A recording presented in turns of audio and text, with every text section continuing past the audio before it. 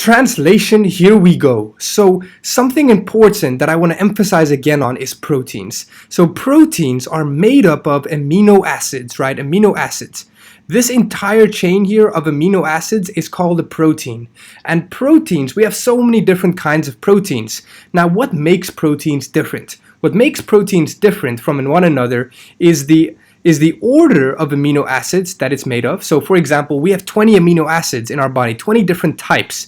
And depending on the order that we put these amino acids in to form a chain, that's going to form a different protein. And another thing is the length of the chain. So for example, some chains can be really long, like 10, really short, like 10 amino acids, and some can be really long, like 100 or 1,000, okay? So proteins can vary a lot. So depending on both of these characteristics, that can make a different proteins. And this makes proteins have different functions at the end of the day, right? So some can be enzymes, some can help build your muscle, and so on, right? So which process is responsible for creating proteins, for putting these amino acids together to form different proteins? The process is called transcription and translation. In the previous video, I talked about transcription, and now we're going to talk about translation. So translation is the process that follows transcription in the process of making a protein. So picture this. We have here Bear Grylls, right? And he's an adventurer, okay? Let's say he does a lot of crazy things, and so one day he cuts his hand open and now he's bleeding a lot, right? So now what the cell needs to do is stop that bleeding, right? We want to stop that bleeding ASAP, as soon as possible, right? So how's it going to do that? One of the things that your body does is it makes proteins that is responsible for helping clot your blood so you can stop bleeding. Because, right, when you cut yourself, you don't bleed till a week later, right? You're going to stop bleeding in like 10 minutes, right? As depending on how big the cut. Now, one thing responsible for that is a certain protein. So if we think about this being his cell, okay, how is his cell going to make this protein? This is transcription and translation. The first thing that happens, so this is kind of a recap, a little bit of transcription, just so we're on the same page. The first thing that happens is we need to look at the nucleus, because the nucleus has what? Our DNA, and our DNA is the instruction manual. So our DNA is super long. The DNA in one cell is 6 meters long. So it is responsible for coding for many proteins. Now, only a certain part of this 6-meter chain of DNA is responsible for this specific protein we care about. So in transcription, what happens is we isolate, or we find the specific piece of DNA that's responsible for the protein we need. And then what happens is we need to copy it, because our DNA cannot leave our nucleus. It's impossible. So we're going to have to copy it into an mRNA molecule, which represents basically a photocopy of the specific DNA that we need to make this protein, right? And you can notice it's single-stranded compared to DNA that's double-stranded, right? And this right here is transcription. Now that this mRNA was made in the nucleus, it can leave, unlike DNA. Remember, DNA cannot leave into the cytoplasm, but mRNA, which is also a code, it's just a copied version, can now go into the cytoplasm to help build the proteins, because all the machinery and materials is in the cytoplasm, okay? And so it's not in the nucleus. We can't make proteins in the nucleus. It has to happen in the cytoplasm for that reason. So now, translation is taking this mRNA, combining it with two things here, ribosome and tRNA, and don't worry, we'll talk about exactly what this is. So the combination of these three things will finally make this protein and help him stop bleeding, right? So quick, just for clarity, I'm gonna do this. So this right here is transcription, and now this right here is translation. So transcription ends with mRNA and translation begins with mRNA, basically. And again, place, very important. You always got to put this in your answers when you do long answer questions on this stuff. Transcription is in the nucleus, and now we're moving to the cytoplasm. So here is a quick recap of the image that I had at the end of explaining transcription, right? So we have this mRNA that we formed, this red one. Okay, it's not DNA, it's mRNA, but it's still an instruction manual. And notice we just copied this specific gene that we need into this mRNA, and look, it's leaving the nucleus through a little hole, right, into the cytoplasm, right? That's what I was saying. Translation happens in the cytoplasm. A transcription happens in the nucleus. So now we have this mRNA going into the cytoplasm. Now, what happens next? So here we have this mRNA that is in the cytoplasm, okay?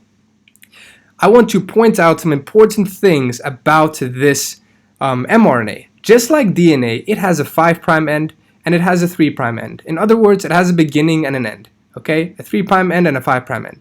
That's all you, that's just something quick you need to know. So 5' and 3'. Now, notice how this chain, this mRNA chain, has something called a start codon and something called a stop codon. Okay, so a start codon is basically a segment of this mRNA that is going to code for the beginning, okay, for the beginning of this translation.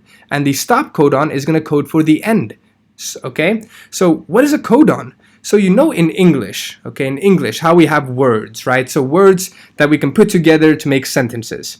Now your DNA is also made up of letters, right? But unlike in English, where our words can be different lengths and sizes, in mRNA, each word can only be 3 letters. So we call this a codon. So AUG, that's one codon. Say CAU, that's another codon. UGG, that's the next codon. So essentially, codon is like a word in English, okay? But it can only be 3 letters. So this right here is considered the start codon because it codes for something. Now, what next? So so now that we know the basic idea here of what mRNA, the key things about it, let's move forward. So what happens first? So now we said before we're going to need some other things, not just mRNA. This is just the code. We're going to need some materials and some machinery to build this protein, right? Because this is simply a code. So what happens first is we have ribosomes coming in. Now before I bring these ribosomes in, I want to quickly show you what exactly they are. So right here, we have a ribosome. Let me bring it in. Okay, ribosome. It's got, guess what? It's got 2 subunits, 2 parts to it, basically. One is called the large subunit. Very, very difficult. Okay, very difficult, right? Because it's large. It's a large subunit. Now this one is very, very difficult. Guess what? It's the small subunit. Okay, so that's quite a simple name. Now, where exactly, if I show you this cell, where is the ribosomes? Can we see them? Yes, you can. Ribosomes are located in 2 places, okay, in the cytoplasm. Either free floating like this, in which case we call them a free ribosome. So they're just floating around by themselves. Now, free ribosomes are going to make proteins that are going to be used on the inside of your cell. So they're destined for inside the cell. So yeah, just real quick, a ribosome is just a piece of machinery that's going to build this protein that I'm talking about, okay? That's all you need to know for now. Now, another place where this ribosome can be is like on here. You notice all these little circles, tiny dots on the rough endoplasmic reticulum. These are also ribosomes, only we call these bound ribosomes, bound, because they're bound to the ER. Now these make proteins that are used for the outside of the cell. So if this one here makes a protein, it will be destined for doing its job inside the cell. Whereas the ribosomes here, the bound ones, will be destined, their protein will be sent outside of the cell to another cell or something like that, okay? Now, notice these 3 spots formed here by the large subunit and the small subunit. They all have a name. So this one here is called the exit site, and you'll see exactly what this means later. And then this other one here is called this site 1, and this one here is called site 2. Okay, so there's 3 key sites, and a good way to remember this is they also have another name that you need to remember. So site 2 can also be called the A site, and site 1 can also be called the P site. So if you look at it, and the E site can also be called, the exit site can also be called the E site. So if you look at it, it could be A, P, E, an ape. Right? Like the little monkey, ape. So that's what you can remember as well. Now what are ribosomes made of, right? Ribosomes, in fact, funnily enough, are also made up of protein. So think about it. You need a ribosome to make a ribosome. Isn't that funny, right? So it's also made up of proteins and something else called rRNA. Okay, so that's just not too important for you to know. I'm just pointing it out there so you're aware. Now, let's go back. So we have now the mRNA, and I said the ribosome is going to come in now to start translation. So what happens is this ribosome comes in. I'm going to delete the start codon thing here for now, just so that it's not in the way. Now it's going to come here to the start codon. Like this, okay? Then what's going to happen? So this is the small subunit. So it binds to the mRNA. That's step one. Next, something interesting is going to happen. We're going to have something called a tRNA come in. A tRNA. Let me show you that what exactly I mean by that. So here we have something called a tRNA. tRNA. Looks like this. And I'll show you now in more detail something. So a tRNA is called a transfer RNA because it transfers amino acids. And like I said before, to make a protein, you need to join a bunch of amino acids together. So you can see that this tRNA will transfer these amino acids towards the mRNA. Okay, and if it brings these amino acids towards the mRNA, if a bunch of tRNAs come together, we can link together these amino acids, right, to form this protein. Now, oh yeah, by the way, I quickly forgot something that I quickly want to say. The start codon is always AUG, so you can just remember this. And I think of this as like August, AUG, okay? It doesn't mean anything, just a good way to remember. AUG is always the start codon, whereas the stop codon is always UAA, and it can be two other things as well, which I'll show you just now. I'll show you in a bit. So, coming back here. So, notice the shape of this thing. This thing reminds me, a tRNA reminds me of the shape of a clover, right? An upside down kind of clover, right? That's not important, it's just a way for you to remember it. Now, notice the shape. So the shape looks like a clover and it's made up of nucleotides. Nucleotides is what? Nucleotides is like the letters, right? These letters, A, C, C, whatever. So they're made up of nucleotides. I didn't show it so clearly, but if you look here, I didn't show it, but you can imagine these letters, ACC, continues all around. So it's made up of nucleotides. And these nucleotides fold and bind together like this to form this kind of shape. Okay, make these hydrogen bonds. Now, on the one end, so the stem end of this clover, there's a code called ACC. On this code, ACC, an amino acid will be bound. And remember, we have like 20 different types. So depending on which type of tRNA we have, will carry a different amino acid, right? So for example, this one here will carry a blue amino acid, whereas another tRNA may only be allowed to carry a red one or a different amino acid, okay? Now look at this bottom. Here we have something called the anticodon. Now remember the codon, right? I showed you here, this right here, these are codons. Every 3 letters is a codon. So if this is the codon, then the anticodon is whatever will bind to the codon. So we can call this the anticodon. So you can imagine the tRNA will come in and bind to the mRNA's codon, right? The anticodon will bind to the codon by complementary base pairing. So let's go back here. So basically, I changed the shape of the bottom here just so it works easier for the sake of the explanation. So I made it more squarey. So what happens is, so the start codon will code for a tRNA, okay, and specifically it's coding for this one with the blue amino acid. And you can see it works because it's complementary base pairing. We know that A binds with U, and U binds with A, and C binds with G, right? So only the tRNA that has this anticodon will come to the first spot. So that's kind of how this mRNA serves as the instructions, because only the tRNAs will come that match the instructions. So first what happens is this one comes in, and notice it binds to which site? Site 2, right? The middle one. Now, right after it bound, what's going to happen is the rest of the ribosome is going to come in. So we're going to have what? We're going to have the big subunit come in. And here it goes. Okay, the big subunit's in here now. Okay, so this is the first part of translation, and we call this initiation. There are 4 stages. This is initiation. So simply this process that I just explained. And again, at the end, I'll have clear pictures of the processes laid out, so you don't have to worry too much. So now what happens next? Now, notice there's a next code. So what's going to happen is a new tRNA is going to come that matches, that has the anticodon for this codon. So let's see which one comes in. So now here comes another one. And it's going to go and bind specifically by complementary base pairing. So C binds to G again, U to A, and A to U, right? So now we have two tRNAs at once in this ribosome mRNA structure. Now this is the maximum amount of tRNAs allowed to bind at once. Even though we have 3 spots, only 2 are allowed to bind at once. So we had now 1 bind to the site 1, okay, the next one. So by the way, how do we know, this is just some interesting fact for you, how do we know which amino acid will come depending on the code? So let me show you here. Here's a nice table.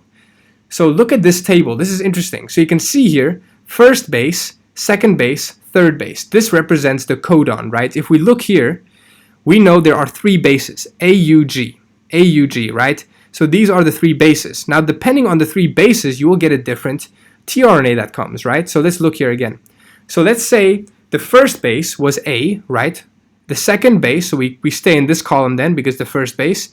Now the second base was U, so here's the second base U, so we're still in this block here. And then the last one is G, so we got AUG, right? So this corresponds to methionine, and methionine is the start amino acid, right? And this makes sense because we just did this. We're doing now, going back to here, we coded for the start amino acid. Now CAU will code for another amino acid. Let's look. So if we have C, we have A, so we're here, and then we have U. So CAU will code for another amino acid called histidine, right? So you can see all of the different codes will code for a different amino acid ultimately. So anyways, let's continue this. So now what's going to happen? Now what's going to happen is we have these 2 bound, and now they will form a bond in between each other. These 2 amino acid will bind together. And this process of binding together is called elongation. Elongation, okay? Because we're elongating the amino acid chain. We're elongating the protein. Now, what's going to happen is this. As it elongates, remember, it binds here, this one gets detached. Okay, so no longer is this one attached to it. So I'm basically just going to rotate it to show that it's not attached anymore. It's still in the site 2, but it's not attached anymore. It passed it on to this tRNA here. And now what's going to happen is, so this was elongation. We're elongating. We made what we call the peptide bond. So now, this is a peptide bond. A bond between 2 amino acids we call a peptide bond. So now what's next? So that was the first 2. We need initiation and elongation. So what's going to happen now is the ribosome is going to shift to the right from the 5' to the 3' end. So we're going to shift along 1 codon. So we're going to shift along 1 codon. So we're shifting 1 codon. And obviously, so did the sites, because the sites move along. So now we have here this one that is unbound now to this amino acid is in the exit site. So guess what? It's going to happen. It's going to exit. So right now, this one will just leave and go pick up another amino acid. Now, how does it pick up an amino acid to get activated? Let me show you. So basically, if we have an amino acid that's naked, it doesn't have a amino acid. A tRNA that's naked. It doesn't have an amino acid. So obviously, this code only allows it to pick up a specific amino acid, right? So what's going to happen is there's going to be an activating enzyme, and it's going to basically grab this tRNA and grab the right amino acid and bind them together. That's what this enzyme is going to do, and this creates a charged tRNA, okay? We call it charged because it's got the amino acid attached and ready to make a protein. So that's what happens. That's basically what happens to these that leave. They go pick up and they may be able to help make a protein somewhere else. So now we have, like I said, only 2 tRNAs can bind at once. So this one left now. So now we can accept another one. So now the next one that corresponds to this codon is going to come. So let's have it. Here it comes, lands, and guess what's going to happen now? So what we did there, by the way, I forgot a name. The process of moving, of the process of the ribosome moving or translocating is called translocation, okay? The process of shifting along the mRNA. So that was step 3. So this is going to keep repeating and keep repeating. So now we have the next amino acid coming in, binding by complementary base pairing. Now guess what's going to happen? Now we're going to form another bond like this, right? So basically we're binding these. Now we have 3 together. This one's going to detach like this. Now again, the ribosome is going to shift by translocation. So we shifted now, translocation.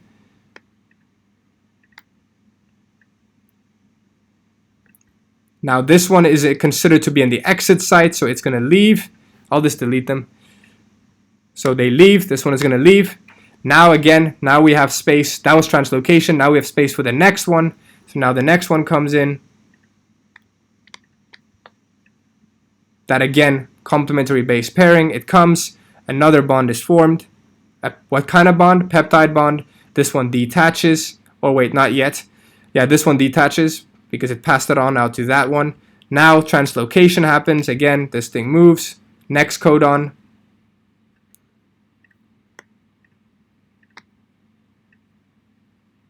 Now this one is in the exit site, so it's going to go right off, pick up another amino acid. Now we have space again. I'm doing this one last time here just so it's clear. Now we have another one coming in, and guess what happens now? Another bond forms. What kind of bond? Peptide bond. Let me move it down a bit. Okay, now we have this bond. This one detaches, right? Now this ribosome will shift along one more time, translocation.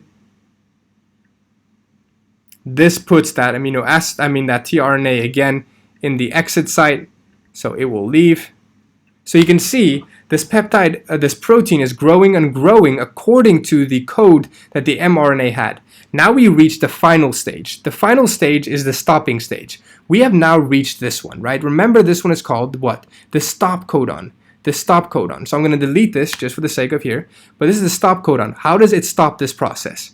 Basically, the stop codon codes for a tRNA that is empty. So when this tRNA comes in and binds, there is no more amino acids able to transfer, no more bonds able to make. So what's going to happen is now this one will, like usual, detach, right? It will detach like usual, only this time we didn't pass it on to a new tRNA.